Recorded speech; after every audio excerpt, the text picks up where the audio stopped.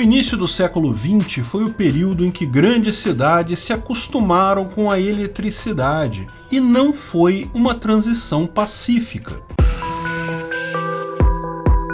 Esse é o Visão Libertária, sua fonte de informações descentralizadas e distribuídas. Hoje, a eletricidade é algo essencial em nossas vidas. Poucos de nós conseguiríamos sequer conceber uma vida sem a luz elétrica, sem os vários aparelhos elétricos e eletrônicos que nos ajudam em nosso dia a dia. Mas meras 5 gerações atrás, a visão da eletricidade dos nossos trisavós, lá no início do século XX, era bastante diferente. A eletricidade já era conhecida antes do século XX. No início do século XIX, alguns milionários já tinham eletricidade em suas fazendas, com geradores próprios. Alguns prédios na cidade também dispunham dessa novidade, mas ainda era uma coisa para poucas pessoas, uma mera curiosidade científica mesmo. Foi em meados do século XIX que pesquisadores como Thomas Edison e Nikola Tesla descobriram formas de produzir eletricidade de maneira ampla e distribuir para toda uma cidade.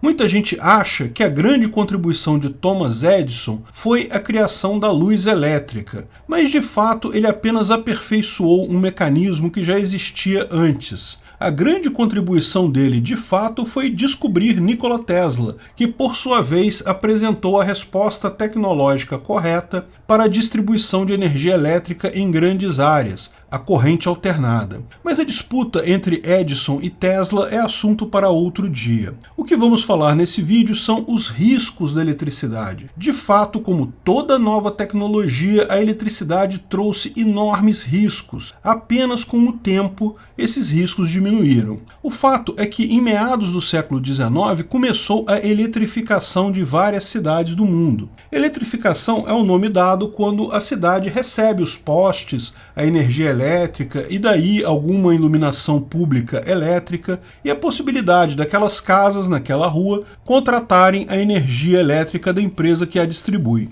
Aqui no Brasil surgiram alguns bairros eletrificados no Rio de Janeiro em 1879, principalmente próximos à central do Brasil. E outras cidades do interior também se eletrificaram, mas foi só no início do século XX que a eletricidade de fato começou a ser usada de forma ampla no Brasil e no mundo. E aí começaram os problemas, porque, como você pode imaginar, as pessoas não estavam acostumadas a usar a eletricidade. Hoje é muito natural para qualquer pessoa como funciona um interruptor de luz. Bebês de 6 meses de idade já entendem como eles funcionam. Mas as pessoas daquela época usavam principalmente lamparinas a óleo para iluminação. Foi preciso toda uma campanha de esclarecimento para explicar que não era preciso acender fósforo para fazer a lâmpada elétrica acender, porque as pessoas acostumadas com a lamparina a óleo acendiam o fósforo para ligar a luz, e como a luz ligava muito rápido, elas eram pegas desprevenidas e deixavam o fósforo cair. Você pode achar isso uma besteira enorme, mas isso é um problema cultural real. Tendemos a usar as novas tecnologias da mesma forma que usávamos a tecnologia antiga, e isso sempre dá problemas. É preciso um período de adaptação das pessoas à tecnologia. Mas o problema não eram apenas os usuários finais. Toda a indústria elétrica adotava princípios que hoje consideraríamos absurdos. Por exemplo, fios encapados só surgiram algumas décadas depois. Antes disso, a maior parte da eletricidade era fornecida por fios não encapados. Sim, corriam por trechos dentro de casa, geralmente ocultos por madeira ou outros móveis, mas se você encostasse nesses fios, por óbvio, levaria um tremendo choque, com potencial mortal em pessoas mais velhas ou crianças. Um pôster famoso mostrava uma aranha de eletricidade matando pessoas que se aproximavam de sua teia. Hoje isso parece um absurdo para nós, mas só porque a maior parte da fiação de eletricidade que temos hoje é isolada. Então casos de pessoas levando choque por esbarrar em fio são muito poucas hoje em dia. Na época que a crítica foi feita, isso era uma crítica muito mais real. De fato, encoste em um dos muitos fios expostos em uma casa eletrificada e você pode mesmo morrer. Pior que isso, quando surgiram os primeiros fios isolados, eles usaram como material para isolamento o que tinham de mais barato para isso: papel engomado. Isso, de fato, diminuía o choque que uma pessoa toma se encostar no fio. Problema resolvido, né? Só que tem um outro problema com os fios, o fato de que, se um polo encostar no outro, isso gera um curto-circuito. E o papel engomado, usado para isolar o fio, era totalmente inflamável, combustível mesmo. Então, o número de residências que passou a pegar fogo ainda no início do século XX foi enorme, porque o fio encapado com papel engomado até evitava o choque, mas aumentava muito o risco de incêndio. Só muitas décadas depois, os fios começaram a ser encapados com derivados de borracha, que, embora ainda inflamáveis, pelo menos não eram tão inflamáveis quanto o papel engomado, né? Fios isolados com isolamento anti-chama é coisa muito mais moderna, de poucas décadas atrás. Logo quando as cidades se eletrificaram, inicialmente apenas para luz elétrica, surgiram um sem número de aparelhos revolucionários que aproveitavam o fato de que a eletricidade estava disponível para atender outras necessidades das pessoas. Ferros de passar roupa elétricos foram um enorme ganho. Antes da eletricidade, eram baseados em carvão aquecido e eram extremamente complicados de operar e muito mais arriscados. Mas alguns outros dispositivos se mostraram arriscados demais, como por exemplo o caso do tecido elétrico. A ideia era uma toalha de mesa ligada na eletricidade, que tinha fios correndo dentro da malha da toalha, e isso permitia à dona de casa decorar a mesa de jantar com luzes elétricas, tal como ela fazia antes com as velas, colocando luzes onde achasse melhor. Mais uma vez, um caso de pessoas tentando usar a nova tecnologia da mesma forma que usavam a tecnologia anterior. E mais uma vez, um caso de como isso não funcionou muito bem. É fácil de imaginar, qualquer líquido derramado na mesa transformava a coisa toda em um inferno de choque nos convidados e potencialmente incêndio. Esses e tantos outros produtos foram simplesmente abandonados. Sobrecarga também era um problema muito comum.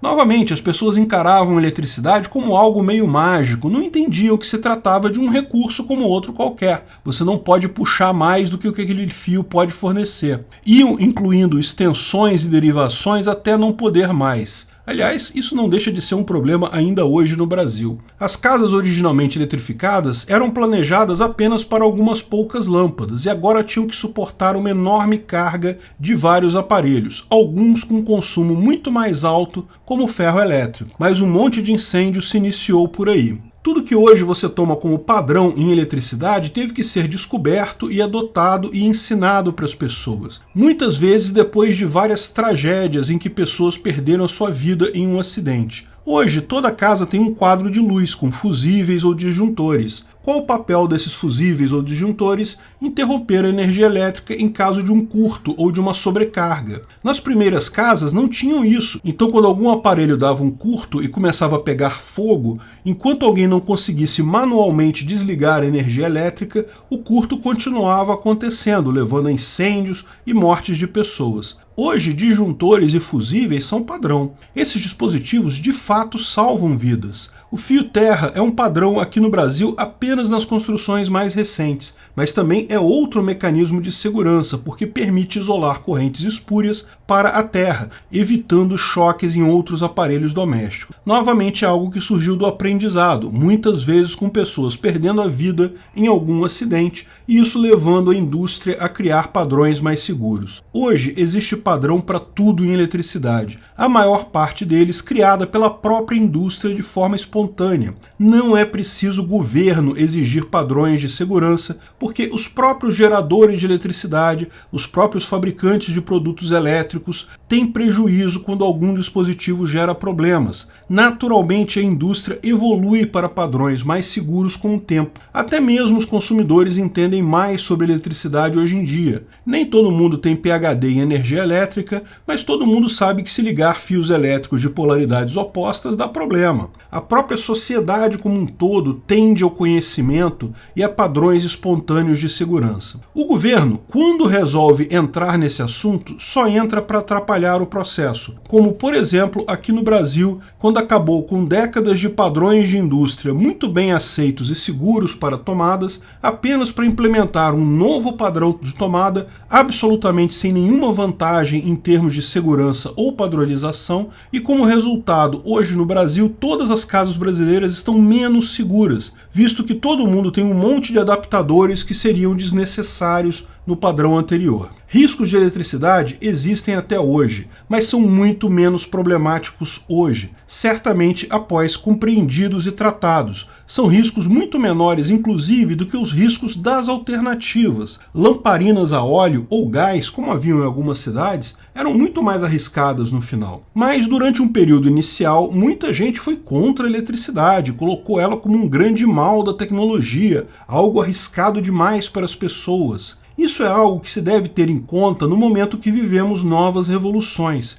Ninguém tem dúvida que estamos passando por duas enormes revoluções nesse momento, a internet e o Bitcoin. Da mesma forma que a eletricidade inicialmente só causou problemas, mas logo em seguida revolucionou o mundo, quando começou a ser usada em ampla escala, vemos hoje muita gente culpando a internet por vários problemas modernos. Fake news, segregação social, acusações falsas, tudo isso são problemas que serão resolvidos naturalmente pelo próprio mercado. Erro apenas é o governo se meter nisso. O governo só atrapalha. Da mesma forma, a recente queda nas criptomoedas gerou problemas para muita gente. Gerou ressentimento e medo em muita gente. Isso é só natural. Faz parte do processo de aprendizagem, do processo de crescimento. Da mesma forma que acontece hoje com a eletricidade, algumas gerações à frente, ninguém vai sequer imaginar como seria viver num mundo sem internet e Bitcoin, mesmo com riscos envolvidos. Aprenda sobre isso, ensine aos outros. A parte mais fundamental nisso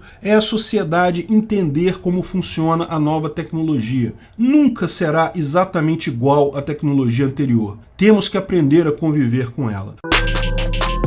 Obrigado pela audiência. Esse vídeo foi um oferecimento de armataweb.com, cloud e serviços de data center. 100% de compromisso com a satisfação e privacidade dos clientes. Aceitamos Bitcoin. Veja o link na descrição do vídeo. Se você gostou desse vídeo, clique no like e compartilhe ele em suas redes sociais. Se inscreva no canal para nos ajudar, clicando no botão vermelho abaixo. Se quiser ser avisado de novos vídeos, clique no sininho ao lado. Se você quiser comprar camisas e outros itens do Visão Libertária, veja nossos itens no site Pimenta no Café, pimentanocafé.com.br/Visão Libertária, tudo junto sem acento, ou clique no link da descrição. Até a próxima!